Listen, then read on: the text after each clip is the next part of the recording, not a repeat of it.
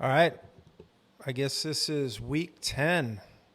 And are we having a good time? I'm really stoked that you're still here, unless you're just watching these videos for fun and regrouping and thinking about it again. But if you've gotten through to week 10 here, we are well on our way to the finish line. This week is pretty similar to last week, but I just want to talk a little bit about effort and structure. And we're kind of throwing a couple a little more structured workouts in here just to prime you up. So the swim and the bike, or the swim and the run, are identical to last week. 20-minute swim and a 25-minute run on Monday. Welcome to Monday. These should be easy. Tuesday's bike should be easy. We have a little, we got a 20-minute swim and another 25-minute run on Wednesday. We're up in the run volume just a hair this week. Thursday, we're going into a bike where we're going to break it into intervals with 10 minutes of easy warm-up and then 10 minutes solid, not all out, but just going a little fast. And just like I said, either up your cadence just a hair or maybe go up a gear or two and push that for 10 minutes. And just to start priming your body for a little bit more work effort and then cool down at 30 in the same basic gear that you started with. So just start to get that sweat going, get that lather going a little bit with that middle 10 minutes.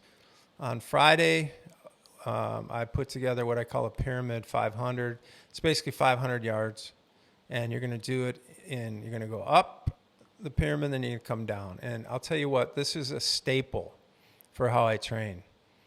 I really love it. It starts you off in a way that seems manageable, and then you get to the middle, and that seems a little bit longer, and then you come back down. But everything on the way back down feels easier, to me at least. And I built these things up well,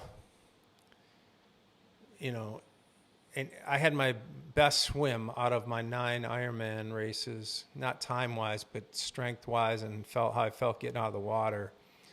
And it was basically built off of pyramids like this. So do this. It basically is you swim a 25 and then you rest. And then you swim a 50 and rest. Then you do 75 and rest, and the 100 and rest, 100, another 100. So back-to-back hundreds.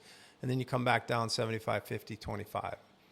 Just put a little rest in between it all. And if you feel good at the end, then knock out an easy cool down 100 I suggest using pull buoy with these, and if you have paddles, I like the idea of swimming once without and then the next round with paddles and then without, and rotating sort of like if you swing a baseball bat with a donut on it and then take it off, because you can't swim with paddles in races, obviously. So it does help you kind of get a good feel for the water, and it does help build a little strength.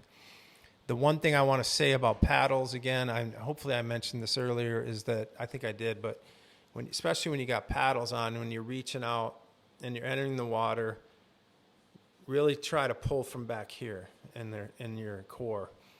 Because if you got the paddle on and you're just trying to pull like this with your arm, that can kind of get a problem for your shoulders. So get that out and pull more like this, and use your big muscles in the core and the lats instead of the shoulder. But go easy with it. Don't try to overpower the water too much, especially now. Let it build. But I like this idea of going back and forth with the paddles and without. And when you get without, after you swim with the paddle, you'll notice, because you'll be feeling the water a lot more. It'll feel like you're grabbing a lot more, and you probably will go faster. When you get back in there, try to swim with the exact same stroke, paddles or no paddles, and then you'll start to sort of synergize both those feelings, and that's what you want. So that's going on. We got another 45-minute ride on Saturday. And then last week we went 25 minutes. This week we're going 30 with a very easy walk if your heart rate gets too high kind of plan. So that we're pushing you out to 30 minutes. Like I said, if you got to run, walk, do it. But here, this is a little bit of an effort week. And next week we'll give you we'll shift it up just a hair, give you a little bit more cycling, and maybe just a hair more running. And then we'll go back down on week 12. It'll be a nice recovery. So I'll see you next week for week 11.